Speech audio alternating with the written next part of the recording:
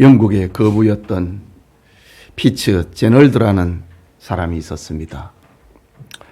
사랑하는 아내를 먼저 하늘로 보내야 했습니다. 그는 아내를 생각하면서 10살을 간 넘은 아들을 정성으로 키웠습니다. 그런데 아들마저 어느 날 병을 앓다가 죽고 말았습니다. 홀로 된 제널드는 그의 여생을 미술 작품을 수집을 하면서 슬픔을 달랬습니다. 세월이 흘러 피츠 제널드도 병으로 죽게 되었습니다. 세상을 떠날 날이 다가온 것을 안 그는 재산 처분의 유언장을 남겼습니다. 많은 돈을 들여서 수집한 미술품은 모두 경매에 붙이라고 하는 지시를 유언장에 남겼습니다. 그의 소장품들은 양적으로도 대단했지만은 질적으로는 값진 것들이 너무 많았습니다. 피츠 제널드의 소장품을 경매하는 날 사람들은 인산일의를 이루었습니다. 소장품 경매에 앞서서 전시실에는 누구나 열람할 수 있도록 작품을 전시해 놓았습니다. 그 전시된 소장품 중에는 볼품없는 한 점의 그림도 있었습니다. 그 작품의 이름은 내 사랑하는 아들이라는 제목인데 시골의 무명 화가가 피츠 제널드의 외아들을 그린 그림이었습니다. 경매가 시작이 되자 먼저 내 사랑하는 아들이라고 하는 무명 작가의 그림이 경매에 붙여졌습니다. 하지만 무명 작가의 그림이어서 그랬는지 아무도 이 그림에는 입찰하려고 하지 않았습니다. 그때 뒷자리에 앉아있던 초라한 한 노인이 손을 들고 조용히 제가 그 그림을 사면 안 될까요? 라고 말을 했습니다. 그 노인은 제널드의 아들을 어릴 때 돌보았던 늙은 하인이었습니다. 그는 자신이 가진 돈을 털어서 그 아들 그림을 샀습니다. 바로 그때 유언장을 집행하는 변호사가 경매를 중지시켰습니다. 큰 소리로 피츠 제널드의 유언장을 읽기 시작했습니다. 누구든지 내 아들의 그림을 사는 사람이 모든 소장품을 갖도록 해 주십시오.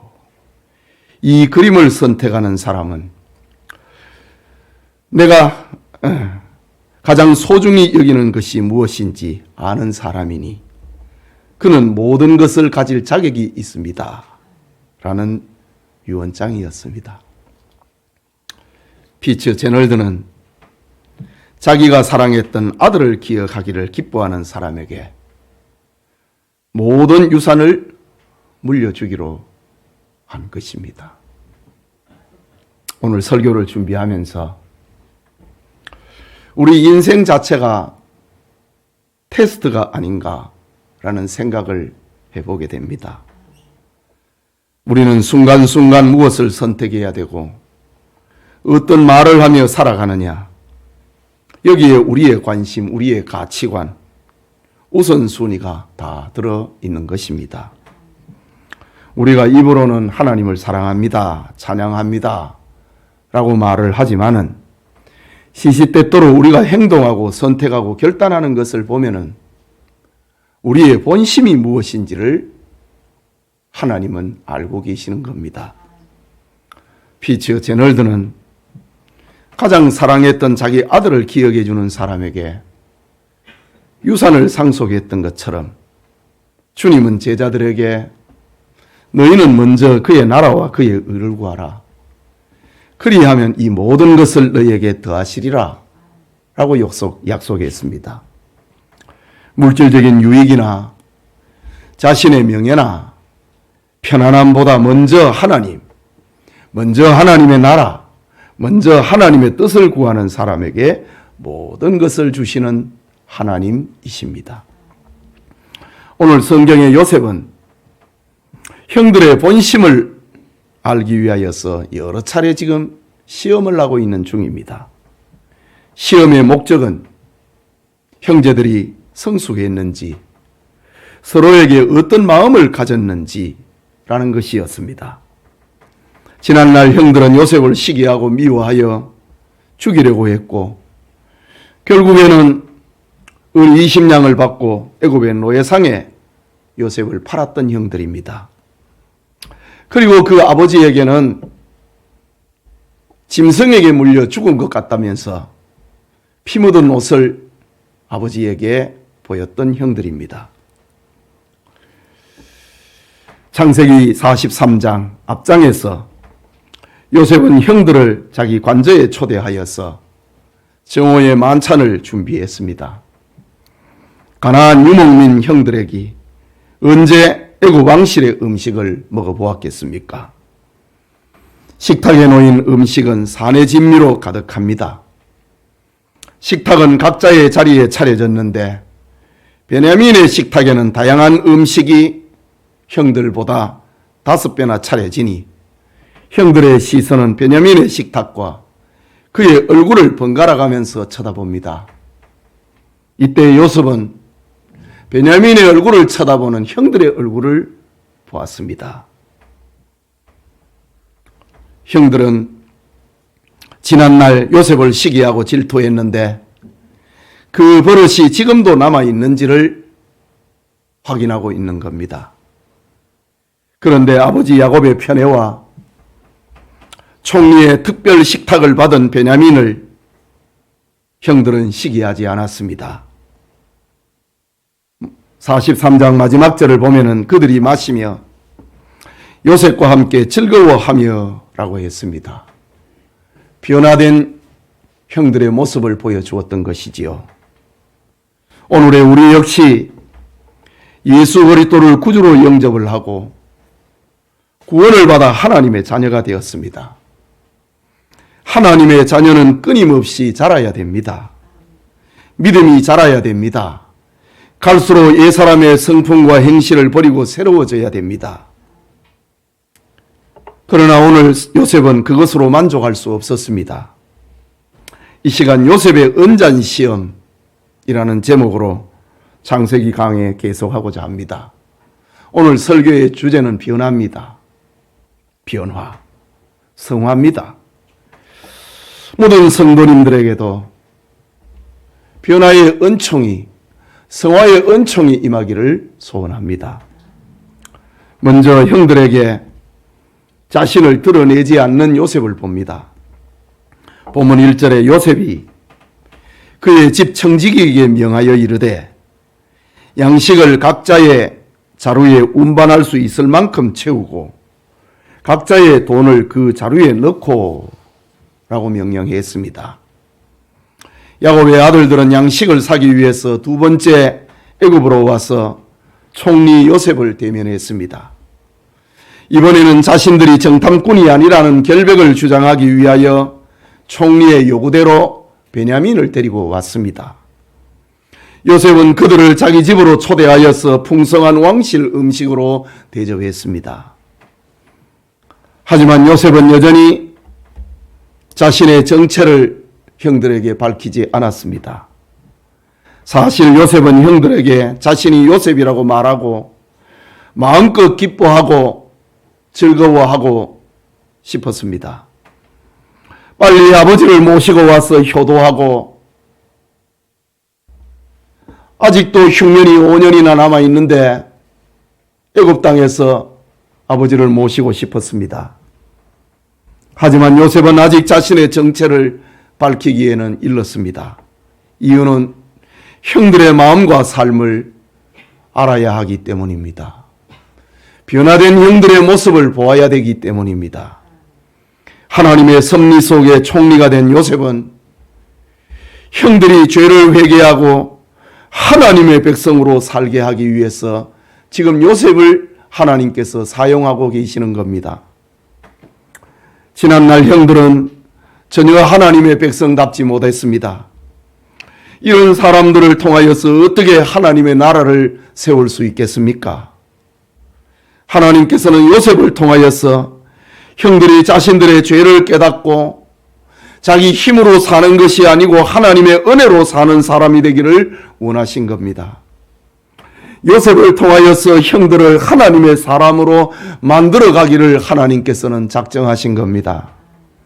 이런 섭리 속에서 요셉은 섣불리 형들 앞에 자신의 정체를 밝힐 수가 없었던 겁니다.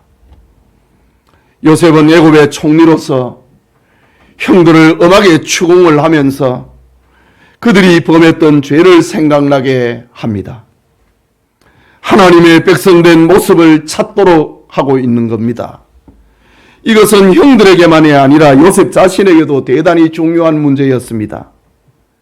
요셉은 오랫동안 이방인의 땅에서 홀로 믿음을 지켜왔으나 영적으로 얼마나 외로운 세월을 보내왔습니까?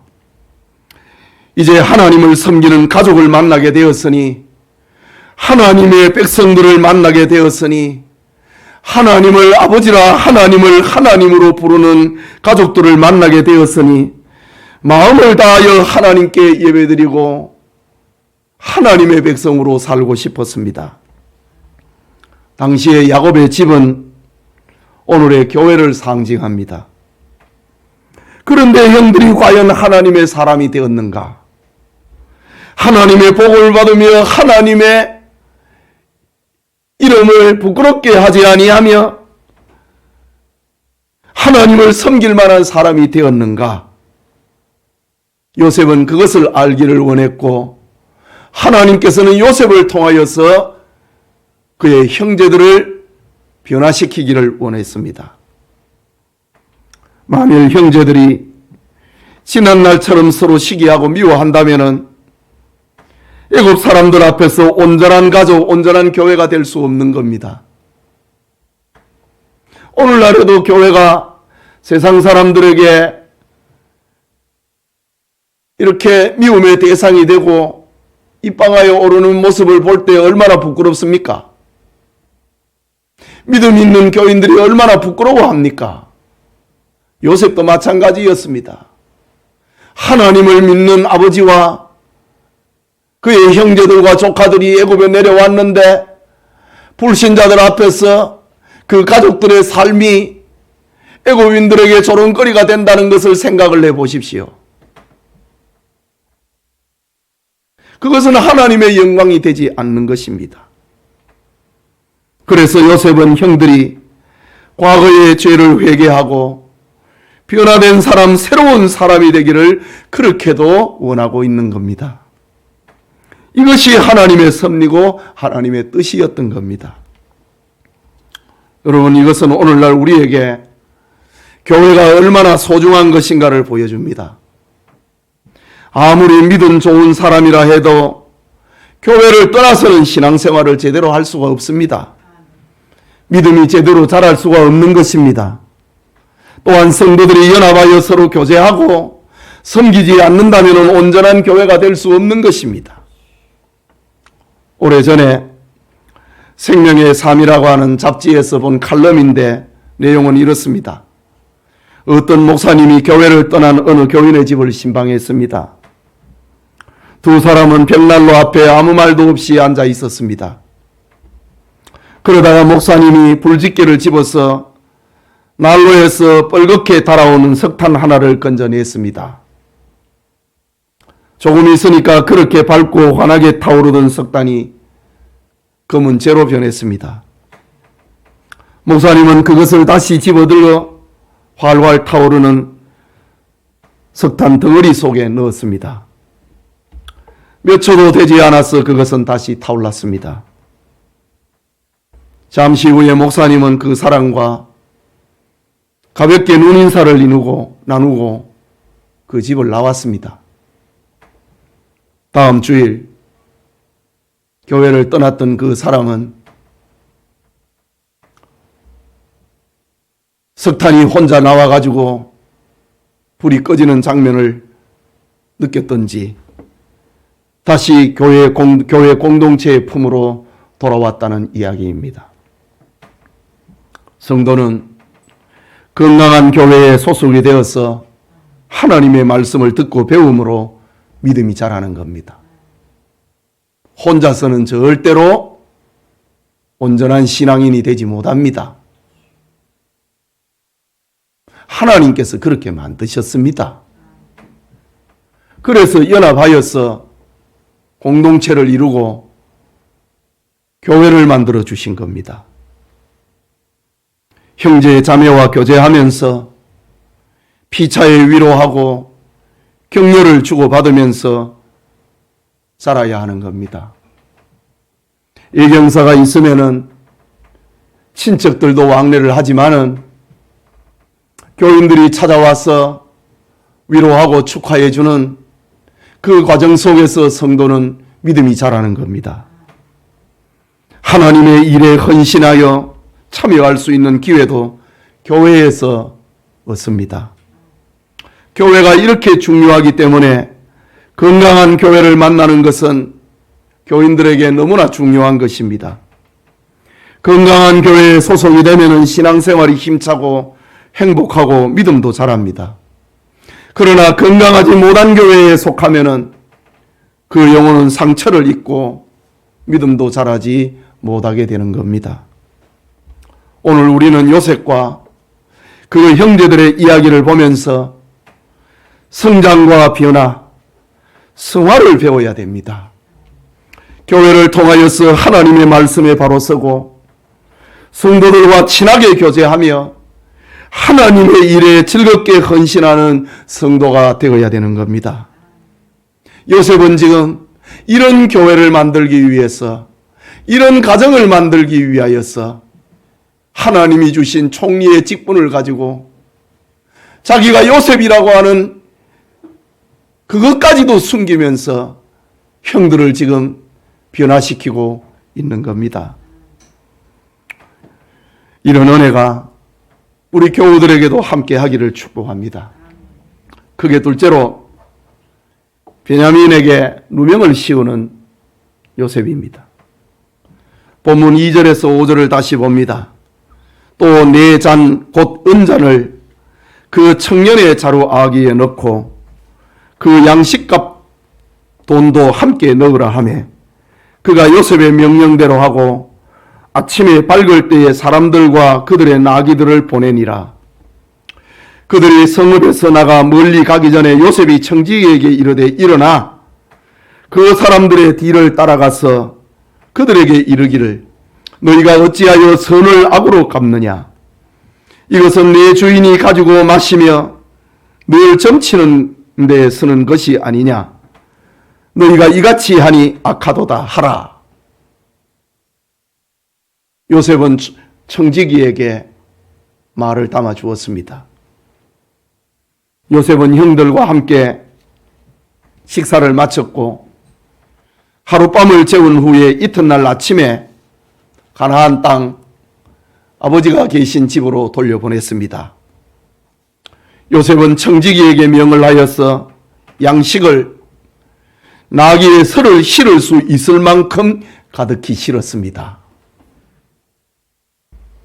1절을 보면은 양식을 각자의 자루에 운반할 수 있을 만큼 채우고 라고 합니다.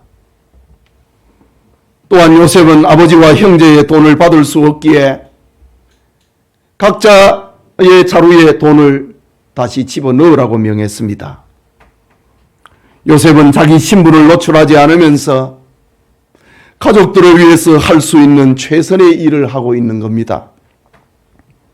그리고 베냐민의 자루에는 자신의 은잔을 집어넣게 했습니다. 베냐민에게 누명을 씌워서 형들의 반응을 살피고 그를 다시 잡아오기 위함이었습니다. 여러분, 요셉은 왜 이 베냐민을 표적으로 삼았을까? 베냐민은 요셉과 함께 아버지 야곱이 가장 사랑했던 라헬의 소생입니다. 요셉이 없어지고 난 다음에 야곱은 베냐민을 자기 생명같이 여겼습니다. 요셉은 이런 베냐민을 형들이 시기하거나 미워하고 있는지 그것을 확인하기 위해서 베냐민에게 도둑이라고 하는 누명을 씌운 겁니다. 어제 저고의 만찬에서는 애굽 왕실의 진미를 베냐민의 상에 5배나 올려놓았습니다. 그리고 양식을 싣고 돌아가는 형제들 중에 베냐민의 진보다리에 자신의 은자를 넣어둠으로 도둑의 누명을 씌우기로 했습니다. 지난날 자신이 형들의 미움을 받아서 죄 없이 노예로 팔려가던 것과 같은 처지를 베냐민에게 만든 겁니다. 이때 형들의 반응이 어떠한가? 그들의 속을 알 수 있기 때문입니다. 과연 형들은 어떤 반응을 보였을까요? 마지막으로 요셉에게 다시 돌아온 형제들입니다.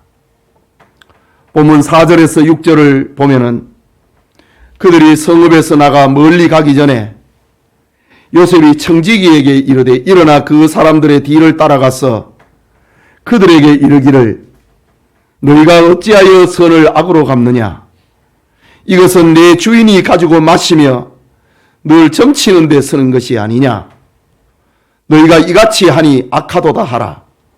청지기가 그들에게 따라가서 그대로 말하니 라고 했습니다. 형제들은 애굽 총리의 환대와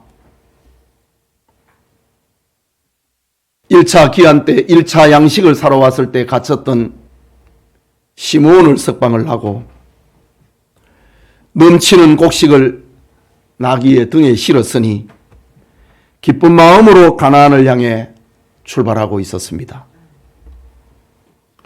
요셉은 형제들을 보내고 난 다음에 그리 멀리 가지 못했을 때 청지기에게 명을 하여서 그들을 뒤쫓아가서 그들을 잡고 추궁하라고 했습니다.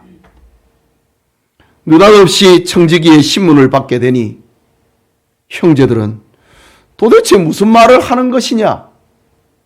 라는 반응을 보이게 됩니다. 본문 7절과 8절의 말씀이지요. 그들이 그에게 대답하되 네 주여 어찌 이렇게 말씀하시나이까? 당신의 종들이 이런 일은 결단코 아니하나이다. 우리 자루에 있던 돈도 우리가 가나안 땅에서부터 당신에게로 가져왔거늘 우리가 어찌 당신의 주인의 집에서 은금을 도둑질하리이까? 라고 했습니다. 요셉의 형제들은 지난번 곡식 살 때에 자루에 든 돌을 다시 받으라고 했던 그 사실을 상기시키고 자신들의 결백을 주장했습니다. 그리고 자신들의 곡식 자루를 다 조사해 보세요. 은잔이 누구에게서 발견되면 그는 죽을 것이요 우리는 내 주의 종들이 되리이다 라고 자신들의 결백을 주장했습니다. 그러나 형제들이 했던 이 말은 요셉의 은잔 시험에 초점이었습니다. 정말로 요셉을 죽이고 너희들은 애굽의 종이 되겠느냐? 그것이었지요. 이런 상황은 형들이 베냐민을 버리고 베냐민을 죽이고 자기들만 살겠다고 할 것인지 아니면은 베냐민과 생사를 같이 하는지 그것을 요셉은 시험했던 겁니다. 청지기는 태연하게 요셉의 명령대로 합니다. 아니야. 은잔이 발견된 자만 종이 될 것이고 다른 사람들에게는 책임을 묻지 않을 것이야 라고 말합니다. 그리고 그들의 자료를 수색을 했습니다. 청지기는 가장 어린 베냐민의 자루 속에 은잔이 들어있는 것을 알고 있으니 그들이 전혀 눈치채지 못하도록 나이 순서대로 짐을 수색했습니다. 물론 지금 병사들을 대동을 해갖고 짐을 수색하고 있는 중입니다. 그런데 요셉의 계획대로 언자는 베냐민의 자루에서 나오고 말았습니다. 본문 11절과 13절에 그들이 각각 급히 자루를 땅에 내려놓고 자루를 각기 푸니 그가 나이 많은 자에게서부터 시작하여 나이 적은 자에게까지 조사하며 그 잔이 베냐민의 자루에서 발견된지라. 그들이 옷을 찢고 각기 짐을 나귀에 싣고 성으로 돌아가니라 했습니다. 형제들은 청지기의 말대로 은잔이 들어있는 사람만 끌고 가겠다 라고 했는데 형제들은 베냐민을 버리고 집으로 돌아갈 수 없었습니다. 옛날에 요셉에게 했던 것처럼 베냐민에게는 그렇게 할 수가 없었습니다. 형제들은 짐을 꾸려서 애굽의 병사들에게 묶여서 총리의 관저로 총리의 관저로 베냐민이 끌려갈 때 형제들도 죄인의 모습이 되어서 그 뒤를 따라갔습니다. 형들은 베냐민을 위하여서 자신들의 자유와 생명을 포기하고 종이 되기 위하여서 행동으로 증명하였습니다. 당신들은 가시오 라고 했는데 형들은 우리는 갈 수 없다. 14절이지요. 유다와 그의 형제들이 요셉의 집에 이르니 요셉이 아직 그곳에 있는지라 그의 앞에서 땅에 엎드리니 라고 했습니다. 요셉은 이 일을 처리하기 위하여서 아직 자리를 뜨지 않고 집에 머물러 있었습니다. 얼마나 초조했겠습니까? 형들의 속을 알아보는 시간이 되었습니다. 형들이 베냐민의 죄에 대해서 온전히 베냐민의 자루에서 나왔으니까 형들이 베냐민의 죄에 대하여서 용서를 빌기 위하여 요셉 앞에 엎드렸습니다. 요셉의 꿈이 다시 성취되는 시간입니다. 이제 요셉의 신문이 시작이 됐습니다. 15절에 요셉이 그들에게 이르되 너희가 어찌하여 이런 일을 행하였느냐? 나 같은 사람이 점을 잘 치는 줄 너희가 알지 못하느냐? 라고 신문합니다. 여러분, 요셉의 말처럼 경건한 요셉이 애굽 사람들처럼 점을 쳤느냐? 그것은 아닙니다. 지금 형들의 마음을 알기 위하여서 위장하고 있는 것이지요. 형제들은 요셉의 추궁에 변명할 말이 없었습니다. 억울합니다. 지난번에 그랬지요. 시므온이 잡혀올 때 그랬지요. 이번에는 억울합니다. 누구에게 누명을 섰습니다. 라고 변명하지 않았습니다. 베냐민의 자루에서 요셉의 은잔이 나온 것은 사실이었기 때문입니다. 총리의 집으로 오면서 형들은 베냐민에게 네가 정말 은잔을 훔쳤느냐? 물어보지 않았겠습니까?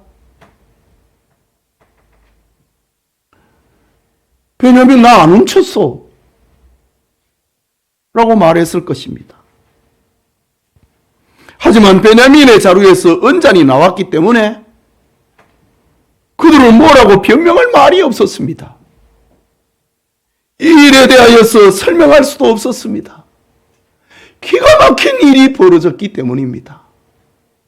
어떻게 이런 일이 벌어졌냐 이거지요. 하나님을 믿는 우리에게 어떻게 이렇게 억울한 일이 벌어졌는가? 라는 겁니다. 이때 유다가 나서서 총리에게 말을 합니다. 16절이지요. 유다가 말하되 우리가 내 주께 무슨 말을 하오리까? 무슨 설명을 하오리까? 우리가 어떻게 우리의 정직함을 나타내리까? 하나님이 종들의 죄악을 찾아내셨으니 우리와 이 잔이 발견된 자가 다 주의 노예가 되겠나이다. 라고 말합니다. 유다는 기막힌 상황에서 하나님께서 자신들이 과거에 지은 죄에 대해서 심판하는 것이라고 이 현실을 받아들였습니다. 하나님이 종들의 죄악을 찾아냈다 이거지요. 24년 동안 숨겨놓았던 그 죄를 하나님이 찾아냈다. 유다는 지금 자신들이 당하고 있는 고난은 지난날 요셉에게 저질렀던 죄악에 대한 하나님의 보응을 우리가 받고 있습니다. 하나님의 벌을 받고 있습니다. 라고 요셉에게 지금 대답하는 겁니다. 지난날 형들은 요셉의 꿈 이야기를 듣고 네가 참으로 우리의 왕이 되겠느냐? 네가 참으로 우리를 다스리겠느냐? 라고 조롱했는데 지금 요셉의 형들이 우리는 당신의 종이 되겠나이다. 그 꿈이 이루어졌다는 것을 스스로 이렇게 표현하고 있는 겁니다. 여기서 우리는 형들의 태도가 얼마나 달라졌는가 이것을 보게 됩니다. 그들은 베냐민에게 왜 그 언잔을 훔쳤느냐? 추궁하지 않았습니다. 오히려 이렇게 된 것은 모두 자신들의 죄 때문이라고 생각했습니다. 이게 믿음이 자라고 있는 성도의 모습입니다. 믿음이 미숙하면 자꾸 남을 찌릅니다. 너 때문에 그래 됐다. 네 때문에 그래 됐다. 내가 언제 그랬느냐. 이게 미숙한 성도의 모습입니다. 그런데 믿음이 자라니까 다 우리의 죄 때문입니다.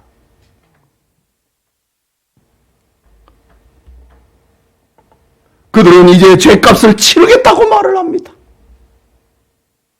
우리와 이 잔이 발견된 자는 다 내 주의 노예가 되겠나이다. 그 벌을 받겠다 이거지. 이건 피할 수 없다는 거지. 이게 하나님의 뜻이다고 그들은 받아들입니다. 이것은 하나님의 백성된 야곱의 아들들에게 일어난 큰 변화입니다. 하나님께서는 요셉을 통하여서 죄에 깊이 빠져있던 그들을 다시 하나님의 백성의 자리로 회복시키고 있는 장면입니다. 일어난 현상의 배후에 하나님이 계신다. 어떻게 우리에게 이런 일이 일어날 수 있느냐? 이것은 우리 죄 때문이다.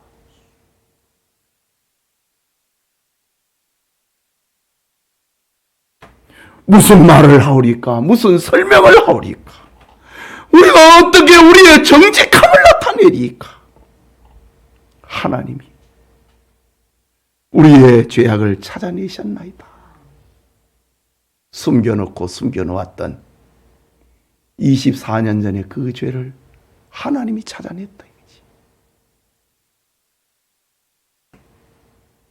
요셉은 하나님의 일꾼이 되어 선한 목적을 위하여 하나님의 나라를 세우기 위하여 형들을 시험하고 있는 겁니다. 하나님께서는 요셉의 은잔 시험을 통하여서 형들을 이렇게 변화의 자리로, 성숙의 자리로, 성화의 자리로 올려놓았던 것입니다. 예배드리는 영천의 성도 여러분, 우리는 예수 그리스도를 믿고 구원받아 하나님의 자녀가 되었습니다. 하나님의 백성은 쉬지 않고 신앙이 자라고 성숙해야 됩니다. 하나님께서는 우리를 성숙시키기 위하여서 요셉처럼 시험하십니다. 하나님께서는 시험을 통하여서 우리의 은밀한 것과 내면의 깊은 것들을 드러내십니다. 때로는 고난을 통하여서, 때로는 축복을 통하여서 우리를 시험합니다. 혹은 유혹받는 환경을 통하여서, 심지어 하나님이 전혀 느껴지지 않는 상황을 만들어서 우리를 시험하십니다.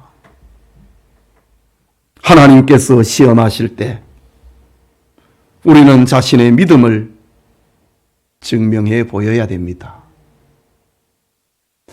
하나님은 우리를 시험하지 않는다, 그런 성경이 있지요.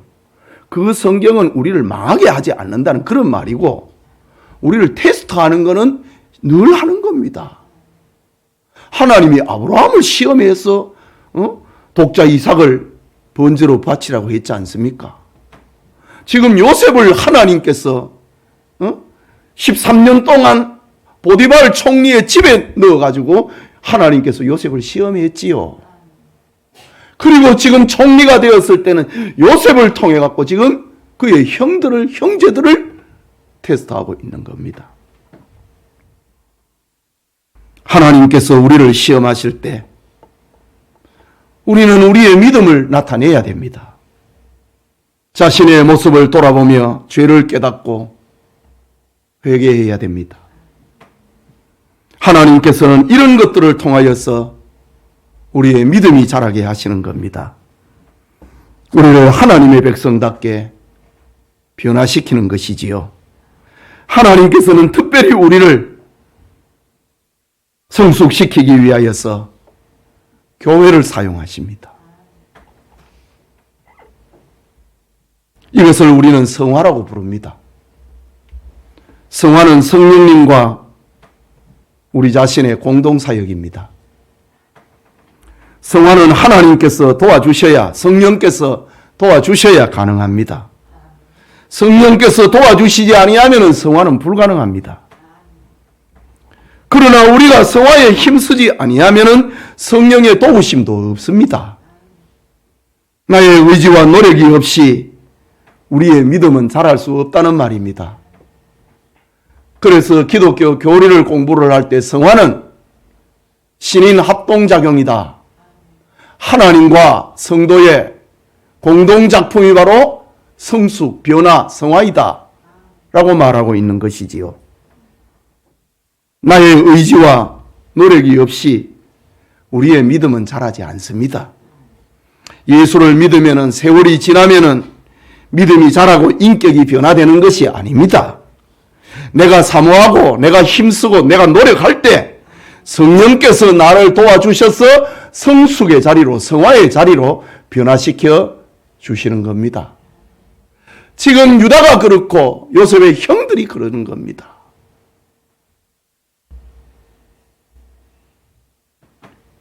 예배드리는 성도님, 우리는 다 하나님의 백성들입니다. 지금 여러분은 하나님의 백성다운 모습을 가지고 있는가 생각해 보시기 바랍니다. 여러분은 하나님의 백성다운 삶을 살고 있는가 생각해 보십시오. 금년에 믿음이 얼마나 자랐는가 생각해 보십시오. 옛사람의 생각과 행실을 내가 버렸는가 생각해 보십시오. 요셉의 형들을 비판하면서 우리는 그 자리에 있지 아니한가? 요셉의 형들의 변화된 모습을 보면서 나는 변화되고 있는가? 그것을 생각해야 하는 겁니다. 우리가 무슨 말을 하오리까? 무슨 설명을 하오리까? 우리가 어떻게 우리의 정직함을 나타내리까? 하나님이 종들의 죄악을 찾아내셨으니 우리와 이 잔이 발견된 자가 다 내 주의 노예가 되겠나이다 라는 고백은 변화된 삶, 성숙한 삶, 성화의 모습을 알려주고 있는 것입니다. 우리에게도 이런 변화가 필요한 것입니다. 우리 성도님들이 성화적인 삶을 통하여서 야곱의 아들들처럼 하나님께서 기뻐하시는 모습으로 자라기를 축복합니다. 우리 말씀을 생각하고 같이 기도합시다. 변화, 성숙, 성화, 이것이 오늘 설교의 주제입니다. 요셉의 은잔 시험의 핵심입니다. 요셉의 형들이 변화되고 있습니다. 이 모습을 버리고 있습니다. 하나님의 사람이 지금 되어가고 있습니다. 어떤 사건 앞에서 서로를 비난하지 않고 자기를 쳐다보면서 이 일의 배후에는 하나님이 계시다. 내가 무슨 말을 하리까? 무슨 설명을 하리까? 우리의 정직함을 어떻게 나타내리까? 하나님께서 우리의 죄악을 찾아내셨으니 우리는 그 벌을 받겠습니다. 이것이 변화된 성도의 모습입니다. 성숙한 성도, 성화적인 성도의 모습입니다. 우리가 이렇게 변화되어야 된다 이거지요. 변화되지 않으니 자꾸 다툼이 일어나는 겁니다. 내가 잘못했다고 하는데 어떻게 다툼이 일어납니까? 잘못 안 됐다고 하니까 다툼이 일어나는 거지요.